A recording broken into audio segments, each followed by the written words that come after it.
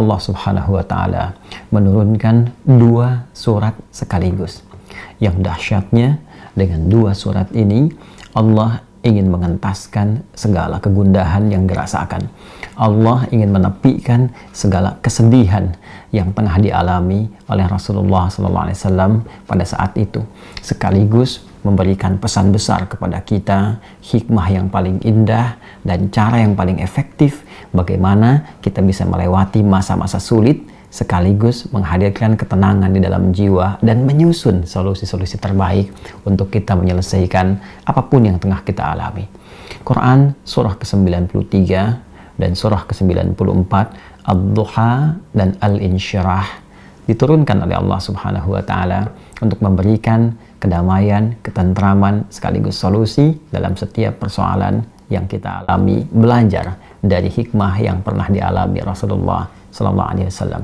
A'udzu billahi minasyaitonir rajim. Bismillahirrahmanirrahim.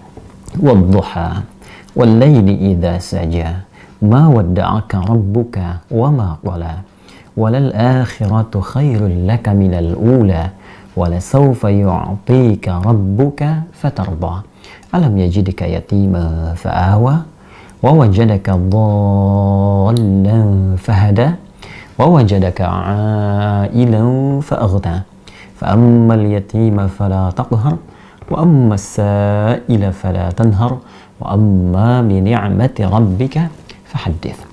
والضحى, demi waktu duha yang menghadirkan berbagai ketenangan, kenyamanan dengan pancaran cahayanya sehingga kita merasakan suasana suka. Wal-laili idza saja, ataupun suasana malam yang dipenuhi, diselimuti dengan gulita sehingga sulit kita beraktivitas. 2 ayat ini menggambarkan 2 suasana yang saling berlawanan. 1, suasana suka yang dilukiskan dalam waktu duha, dan 2, suasana duka yang sering digambarkan dalam gelap gulita. Allah ingin menegaskan, ya Muhammad sallallahu alaihi wasallam, tanamkan dalam jiwamu, aku bersumpah demi keadaanmu yang dalam keadaan suka ataupun dalam keadaan duka seperti gelap gulita, ma wadda'aka rabbuka wa ma qala, maka Rabbmu yang merawatmu, menyayangimu, memperhatikanmu tidak akan pernah meninggalkanmu sedikit pun, baik dalam keadaan suka ataupun duka. Aku akan menyertaimu dan memberikan solusi dalam setiap persoalanmu. Walal akhiratu khairul laka minal ula, dan sungguh akhirat itu lebih bagus, lebih utama dibandingkan dengan persoalan-persoalan dunia yang tengah kau hadapi saat ini. Wala sawfa yu'tika rabbuka fatarda, bersabarlah dengan cobaan-cobaan dunia, bersabarlah dengan tantangan yang harus dihadapi, lulus dalam ujian itu dan aku akan berikan kepadamu seluruh nikmat-nikmat terbaik di akhirat sampai engkau mengatakan, aku ridha ya Allah, aku puas dengan itu semua. Alam yajidka yatiman fa'awa, bukankah dulu pun engkau punya kesulitan yang dengan itu aku entaskan, seperti engkau ditinggal oleh ayahmu, engkau ditinggal oleh ibumu, kesulitan yang tidak biasa, lantas aku memberikan solusi kepadamu. Wa wajadaka dhallan fahada, dan dalam engkau merasa gelisah pun dulu, bukan hanya sekarang. Dalam engkau sulit pun dulu, bukan hanya sekarang. Bukankah persoalan di masa lalu aku pun berikan petunjuk kepadamu untuk mengatasinya? Wajadaka ailan fa'aghna, dan bukankah kesulitan-kesulitan finansial, kesulitan-kesulitan ekonomi, kesulitan dalam menjalani hajat hidup, itu pun aku selesaikan dengan mengirimkan orang-orang terbaik kepadamu, baik itu keluargamu ataupun juga istrimu saat ini, yaitu Sayyidah Khadijah alaihissalam. Masya Allah, Allah memberikan pelajaran yang sangat besar dari runtunan ayat ini saja. Pesan yang penting kita dapatkan kalau sedang punya persoalan, yakinkan pada diri kita bahwa Allah pasti akan memberikan solusi. Kata Allah, hei orang beriman, dalam keadaan suka ataupun duka, aku pasti akan perhatikanmu. Aku gak akan pernah meninggalkanmu. Tanamkan pada dirimu, kalau punya kesulitan sekarang, jangan kau banyak keluhkan. Bukankah dulu pun kau punya banyak kesulitan dan aku telah tuntaskan? Maka apakah 1000 kesulitan yang dulu yang telah aku selesaikan, berikan solusi, akan dikalahkan dengan satu persoalan ini saja? Tidakkah engkau mengingat persoalan-persoalan di masa lalu? Yang saat engkau lahir, aku datangkan orang tua untuk merawatmu. Aku berikan rezeki untuk membuat engkau tentram. Maka dari 1000 persoalan yang telah aku selesaikan terdahulu, aku berikan solusi. Apakah tidak engkau ingat untuk memberikan kekuatan pada dirimu? Hei, dulu pun pernah diselesaikan, maka yang ini pun pasti akan dituntaskan. Afwan, maaf jika ada di antara kita sampai saat ini sulit dalam pencarian rezekinya. Jalan dia telah tempuh, keringat dia dapatkan peluhnya, tapi rezeki sulit dia dapati. Coba dicek, bukan karena kurang hebat barangkali, antum kurang iman di hadapan Allah Subhanahu wa Ta'ala. Yang paling dahsyat, takwa. Takwa. Rizki ada di langit, kita hidup di bumi, diturunkan rizki ke bumi. Ketika bicara orang manusia, cari kami berikan. Bicara orang beriman, cari kami dekatkan. Bicara orang takwa, dikhususkan satu ayat diturunkan, ditujukan pada semua pemilik takwa. Quran surah ke-7 Al-A'raf ayat 96. Perhatikan kalimatnya. Walau anna ahlal qura amanu wattaqau. Amanu wattaqau. Pertama, ya ayuhan nas. Kedua, ya ayyuhalladzina amanu. Ketiga, amanu wattaqau. Iman plus takwa. La fatahna 'alaihim barakatin minas sama'i wal ardh. La fatahna 'alaikum barakatin minas sama'i wal ardh. Kalaulah ada satu penduduk negeri, tidak main-main, satu penduduk.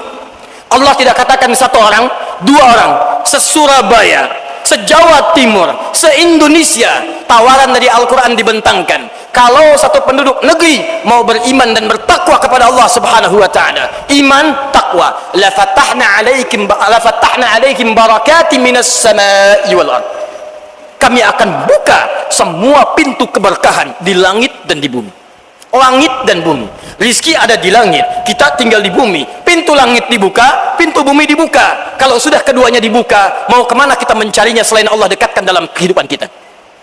Karena itu mohon maaf, kalau kita ukur dengan ayat ini, bila ada satu komunitas tinggal, taruhlah di satu bangsa, kita ambil misalnya Indonesia atau negara yang lainnya, maaf, jika didapatkan di situ orang Islamnya banyak, mengaku beriman kepada Allah Subhanahu wa Ta'ala, pakarnya banyak dalam kehidupan, ahli ekonominya banyak, ahli hukumnya banyak, ahli politiknya banyak, tapi maaf, keberkahan belum diraih, kesuksesan belum didapat, kenyamanan hidup tidak diraih, ketenangan tidak didapatkan. Coba dicek, barangkali kita bukan kekurangan pakar, kita kekurangan orang yang iman dan takwa di hadapan Allah Subhanahu wa Ta'ala. Kata Allah, aku menitipkan masalah ini bukan ingin membuat kehidupanmu bermasalah, tapi meningkatkan kualitas hidupmu supaya lebih baik kemudian hari. Karena itulah ketika aku berikan, tak mungkin aku titipkan kalau engkau tak mampu. Maka turun ayat berikutnya, la yukallifullahu nafsan illa. Jadi nggak mungkin diuji itu Anda nggak mampu, nggak mungkin. Jadi kalau Anda datang ke sini sekarang sedang punya masalah, seberat apapun, itu tandanya Anda yang mampu, saya tidak. Saya tidak dititipi itu oleh Allah karena saya belum mampu, Anda mampu. Kalau Allah percaya kepada Anda, kenapa Anda pesimis? Lalu katakan, inna ma'al usri yusra. Bahasa kitanya begini, pasti berakhir, pasti selesai, gak ada yang gak ada solusinya. Kalau sedang punya persoalan, tanamkan itu dalam jiwa. Makanya disebut al-insyirah, sesuatu yang lapang. Kalau kita menerima dan mengatakan seberat apapun pasti selesai, gak mungkin Allah tinggalkan. Tanamkan pada jiwa, itu minimal lapang hati kita. Sekarang ini kan usum orang susah, mungkin susah mikir ekonominya, susah mikir karirnya, susah mikir kehidupannya, mikir keluarganya. Obatnya itu hanya mudah sebenarnya, nggak sulit. Anba'il hukamai ayat tibail qulub salah satu asyaatu farijul usoso. Ulama ahli hikmah mengatakan ada 3 obat yang sangat ampuh, obat yang sangat mujarab untuk mengobati kesusahan-kesusahan kita. Yang pertama adalah zikrullah ta'ala. Gimana dalam setiap langkah kita, di dalam hidup kita, kita selalu mengingat kepada Allah Subhanahu wa ta'ala. Seneng monggo, tapi aja sampai lali karo Gusti Allah. Uang ning atine iki terus kelingan Gusti Allah, insya Allah dia akan dijauhkan dari kesusahan-kesusahan, apalagi hanya kesusahan dunia. Amin Allahumma amin. Dan yang nomor dua, apa obat susah yang paling luar biasa, yang ampuh lagi? Waliqa'u awliyaihi minal ulama'i wassolihin. Ketika kita itu mau menghampiri, katakanlah koyong Mbak Nur niku wau ada toko cepu, katakanlah mau menghampiri, berburu mendekat ke ulama, mendekat kepada orang-orang soleh yang dekat kepada Allah Subhanahu wa taala. Arep jenengan kok Bojonegoro, kok Jombang, kok Cepu, jenengan semangat, aku pengen ngaji, aku pengen ngecas hatiku, aku pengen ngresiki hatiku, insyaallah susah-susah panjenengan ilang sedoyo. Obat susah yang nomor telu adalah wakalamul hukamai, mendengarkan daun-daunnya ulama. Ulama yang seperti apa? Ai alladzi yadullu ala khairi dunya wal akhirah. Ulama yang membicarakan atau menunjukkan kebaikan dunia akhirat. Ulama-ulama sing ora ya ulama kabeh apik, maksudnya ora tokoh-tokoh sing provokator, bukan tokoh-tokoh yang mengajak permusuhan, tapi tokoh-tokoh yang benar-benar kiai, yang benar-benar ulama, yang benar-benar jelas sanad keilmuannya dan penebar rahmat, penebar kebaikan. Semua kalangan diayomi dan merukunkan semua kalangan. Lah niki jangan parani ngoten niku, mbah yai sepuh, kiai sepuh yang mengajak kebaikan dunia akhirat. Insya Allah niku ngedoh nih panjenengan kok kesusahan dunia akhirat. Allah bukakan rezeki. Saya cuman karena tidak enak kalau saya mau menceritakan keadaan saya pribadi ya. Kalau pengalaman saya pribadi terlalu banyak bukti-bukti nyata subhanallah yang saya hadapin pribadi. Pada saat lagi terdesak dari sisi ekonomi, godaan luar biasa, ada pinjaman yang berbunga, ada yang begini, ada yang begitu, tetap saya tolak, saya komitmen. Sampai pada titik terakhir, titik klimaksnya saya pertahankan, Allah berikan jalan keluar yang tidak masuk di akal ikhwah. Betul-betul tidak masuk di benak saya. Saya ceritakan salah satunya, pada saat saya ada masalah kemarin di Kalibata. Ini untuk diambil ibrah saja. Restoran saya buka 2 tahun 8 bulan. Kemudian saya pertemukan antara omset sama bayar sewa dan ya service charge-nya, karena di mall ada service charge maka tidak cukup, tidak berimbang. Saya merasa selama hampir 3 tahun tidak mendapatkan keuntungan.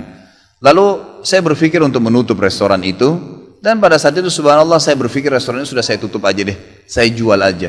Mungkin dengan kesibukan dakwah, beberapa ikhwah juga yang saya amanahkan di situ sudah ada yang satu yang sudah niat mau kuliah, udah nggak bisa lagi lanjut. Saya bilang oke lah baik. Selama 3 bulan vakum. Nggak bisa bergerak sama sekali. Pada saat itu subhanallah 1 rupiah pun ikhwah saya nggak punya duit. Allah jadi saksi, saya bingung waktu itu bagaimana caranya untuk mencari jalan keluar nih. Jual restoran pun akan dilelang dalam kondisi murah, restoran itu sudah besar asetnya. Ini gimana caranya, saya nggak punya duit. Mindahin ke tempat lain butuh uang untuk sewa, gitu kan. Membuka lagi butuh uang yang baru untuk membayar sewa yang tertunggak, gitu kan. Tidak dibongkar juga akan dibongkar paksa. Ini kalau ada waktu tentu, sampai waktu tentu, kalau tidak ini akan dibongkar paksa. Subhanallah, godaan luar biasa. Ada yang masuk, saya tidak tahu dari mana, SMS masuk ke HP saya, pinjaman dengan bunga yang ringan, 250 juta sampai 750 juta. Terus dari banyak perbankan saya nggak tahu, tiba-tiba masuk. Saya tidak pernah iyakan, selalu. Gitu kan. Saya cuma berusaha ikhtiar, berdoa sama Allah, tawarin kepada orang kalau ada yang mau punya saham dengan saya. Subhanallah, pas titik klimaks 3 bulan kemarin, 3 bulan tutup ya sementara, dan saya sudah berpikir mau jual pun sempat saya tawarkan, belum ada yang beli. Saya tiap hari saja berdoa. Di masjid ini saya kedatangan seseorang, jemaah pengajian saya, bukan jemaah pengajian sebenarnya, dia rutin mengikuti ceramah kita ya yang diupload di YouTube dan tinggal di Paris. Orang Indonesia, orang kita tapi tinggal di sana. Datang selama ini dia selalu kalau saya punya program gali sumur diikut. Ada program kemarin apa badal haji, ditipin uangnya. Selalu program sosial diikutin sama dia. Subhanallah, pada saat lagi dia bilang sama saya SMS, Ustadz saya mau ke Jakarta, saya ingin hadir pengajian Ustadz langsung. Saya bilang baiklah kalau gitu, silahkan fadhal. Selesai pengajian kita, waktu itu selesai jam 9 malam, kurang lebih seperti jam-jam seperti ini. Lalu kemudian dia datang sebelah saya belum pernah lihat orangnya. Lalu dia salaman sama saya, dia bilang, Ustadz saya Pak John Firdaus, dia bilang sama saya gitu. Terus saya bilang, oh iya Pak, saya belum paham nih. Dia bilang, saya yang dari Paris Ustadz. Oh antum, terus salaman lah, ngobrol-ngobrol. Sampai ke mobil gitu kan. Saya sempat kasih dia beberapa buku yang biasa saya bawa di mobil. Ini akhi, mungkin antum bisa baca-baca di sana sama keluarga dan seterusnya. Sebelum berpisah, dia bilang sama saya, Ustadz saya sempat bawa teman ke Kalibata. Kok saya mau ajak makan, tutup tempatnya Ustaz. Oh iya, ceritanya ada tunggakan pembayaran yang belum saya bayar dari sewanya karena tidak cukup antara omset penjualan dengan ini. Oh gitu Ustaz, ya. Kira-kira butuh berapa biaya? Saya bilang, mungkin saya butuh sekitar 250 juta untuk memutar kembali restoran ini. Karena butuh ada tunggakan 168 dan saya harus dengan biaya operasional sekitar 250 juta. Rencananya memang saya mau buka saham kalau memang ada yang mau masuk. Dia bilang sama saya tiba-tiba, ini cuma mau berpisah di sini, di depan masjid ini, dia bilang sama saya, Ustadz, kalau Ustadz bilang, saya baru saja kemarin masukin anggaran dana saya 400 juta di satu perusahaan. Kalau saya tahu, saya akan ikut sama Ustadz. Ya sudahlah, akhi, qadar Allah nggak apa-apa, gitu kan. Tapi kalau emang Ustadz mau, saya coba pikirkan, nanti saya pertimbangkan, kira-kira berapa. Saya bilang, saya akan buka saham 250 juta itu 10% dari omset antum akan ambil. Karena aset restoran sekarang 2,5 M. Baiklah, dia bilang sama saya gitu. Saya pulang ke Paris ini, hari Senin saya berangkat, saya bicara sama istri, saya langsung kasih berita ke Ustadz, lalu saya kasih. Baiklah, saya bilang kalau begitu. Dia pulang, subhanallah, saya pikir ya sudahlah, ini mungkin dia mau pertimbangkan lagi. Malamnya, pada malam itu juga, dia tiba-tiba SMS ke saya, dia bilang, Ustadz, setelah saya musyawarah sama istri, saya akan transfer ke Ustadz dengan jumlah 250 itu, supaya bisa bergulir dan saya siap mengambil 10%-nya. Gitu kan, saya sujud syukur kepada Allah, alhamdulillah ada jalan keluar gitu. Subhanallah, saya ke Kalibata, saya bicara besoknya sama GM-nya, saya ngobrol, ini gimana jalan keluar, saya sudah ada duitnya sekarang dan mau diputar. Oh udah nggak bisa Pak Khalid, ini kan sudah 3 bulan vakum, udah nggak bisa, harus dibongkar, udah tutup, nggak bisa lagi. Kalau Pak Khalid mau pindah tempat lain silakan, atau mau buka sini kembali harus ganti nama. Baiklah, saya coba kembali kepada Allah SWT lagi berdoa, ya Allah berikan petunjuk, ada apa sebenarnya ini, bagaimana jalan keluarnya. Hati saya subhanallah cenderung untuk keluar, gitu kan. Udahlah mungkin saatnya untuk keluar dari situ, karena memang selama ini ada teman-teman saya berikan masukan juga yang sering datang, akhi di sini parkiran susah, akhi di sini kadang-kadang tidak ditahu dan seterusnya, lebih baik kalau ente keluar. Saya tiba-tiba berpikir mungkin saya keluar deh, saya iseng aja di condet, saya mutar-mutar, coba deh saya cari ruko, mungkin ada dengan 250 juta daripada saya bayar ke Kalibata, mendingan saya sewa ruko, mungkin bisa sewa 2 tahun, ya, mungkin 75 juta, 100 juta per tahun, saya bisa dapat 2 tahun, lalu saya coba gulirkan lagi. Dengan izin Allah, di depan rumah, di Jalan Raya Condet itu dekat rumah orang tua saya, ada 1 ruko, 2 ruko disambung, 3 tingkat, dan ruko itu bekas travel haji umroh, gitu kan. Pas dipasang spanduknya disewa, dikontrakin, gitu kan. Saya langsung tanya, saya telepon, setelah saya tinjau beberapa lokasi, kemudian saya telepon. Dia bilang boleh, silakan Bapak lihat, saya lihat ke dalam, cocok, alhamdulillah 3 lantai itu, kemudian saya tanya sewanya, ternyata dananya juga mencukupin, gitu kan, dananya mencukupin. Lalu kemudian saya mulailah ya proses, saya bayar sewanya, kemudian saya juga proses pemindahan, dan insya Allah dalam waktu dekat akan dibuka. Tapi saya melihat dari pelajaran sini ikhwah, bahwasanya jalan keluar dari Allah itu ribuan, jutaan jalan keluarnya. Sabarin aja, nikmatin prosesnya. Setiap penawaran haram, tolak, jangan pernah mau. Dengan izin Allah akan ada jalan keluar. Tidak ada. Kata Nabi SAW, man taraka syai'an lillah abdalahu khairan min. Gitu kan? Jadi tidak ada sama sekali. Subhanallah, pada saat itu saya harus bayar sewa 225 juta. Uang sisa 250 juta pada saat itu. Terus kemudian saya sempat telepon ke akh itu lagi, ya, Pak John, semoga Allah jaga beliau. Saya sempat telepon, kemudian saya katakan, akhi, kemarin antum bilang antum sempat masukin dana 450 di 400 di Jakarta itu. Bagaimana kalau antum tarik uang itu, kalau masih bisa, kita gabungin aja, saham kan per 250 juta itu ada 10%. Antum ambil aja 30% dari semua total omset penjualan nanti, tidak usah dengan 750, dengan 650 saja. Gitu kan? Dia bilang kalau itu sudah nggak bisa Ustaz, tapi memang coba saya pertimbangkan deh. Saya akan coba hubungin teman-teman di Paris ini yang sudah biasa, yang kenal antum. Gitu kan? Kalau yang kenal antum mungkin mereka bisa. Baiklah, fadhal. Subhanallah, besok dia SMS lagi ke saya, Ustaz, saya sudah musyawarah dengan istri, ternyata saya punya dana cukup 650, kami yang pegang semua saham itu, ditransfer uang semua ke saya. Yang tadinya saya dari 1 rupiah tidak pegang duit, masuk uang 650 juta ikhwah, tidak masuk di akal gitu. Sesuatu yang tidak masuk. Orang ini saya nggak kenal, nggak pernah ketemu, sekali ketemu di sini, dan sekarang sudah kembali ke Paris. Setiap kali saya bilang akadnya saya akan kirim, baru tadi saya kirim akadnya. Sudah nggak apa-apa Ustaz, saya percaya. Akhi, ini bisnis loh, bisa untung rugi. Sudah paham Ustaz. Orang lain aja banyak bisnis dia rugiin saya nggak takut, apalagi sama Ustaz. Sudah silakan, alhamdulillah. Saya melihat Allah berikan jalan keluar yang sangat dimudahkan. Yang penting nikmatin prosesnya dan yakin kepada Allah SWT. Jangan takut. Gitu kan? Jangan takut. Dan ada banyak kisah seperti dalam hidup saya yang saya mungkin sebagian tidak diceritakan gitu kan. Cuma ini tadi saya buka supaya memang bisa ada pengalaman. Karena rata-rata sini karena hanya masalah kekhawatiran saja.